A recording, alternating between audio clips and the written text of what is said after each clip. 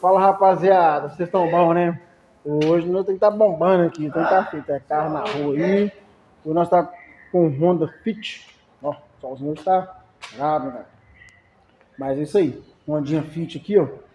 Esse carrinho aqui, o cliente tá dando partida, fica arranhando, não se encaixa legal ali na da partida, certo? Vou mostrar pra vocês aqui uma dicasinha também aí, que é uma das causas, certo? Vamos lá? Aqui, ó, galera, esse aqui é o ranking fora, né? Então a gente já tá aqui com a peça, o causador de tudo aqui, ó. Esse é o famoso impulsor de partida, conhecido como Bendis, e assim lá vai. Então, galerinha, ó, tá vendo que os dentes dele comeu todo? Olha pra você ver os dentes. Então esses dentes, quando come, chega lá no volante do motor, que também é cheio de dentinho, igual esse aqui, ó. O que acontece? Ele bate, desliza, né? Ou ele pode bater para deslizar, ou ele pode dar aquele barulho, né? Como se tivesse ferro com ferro, não se encaixa ali. Então é isso aí, galera. Isso aqui é um dos defeitos que dá isso aí. Tá bom? Isso aqui pode danificar aí a clamarinha do motor, né? Conhecido aí.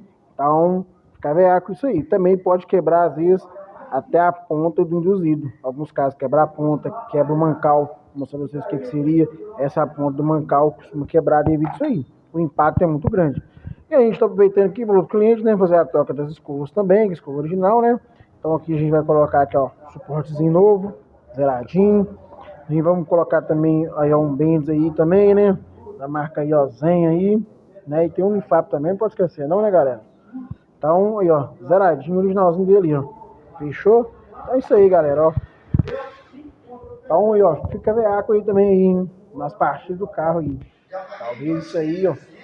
Aqueles barulhos fortes no carro aí, entendeu? Um encaixando legal aí pra dar partida. Pode ser um problema dessas peças aí, fechou? Então é isso aí, mais uma dica da Acessórios Sky pra vocês aí. Falou!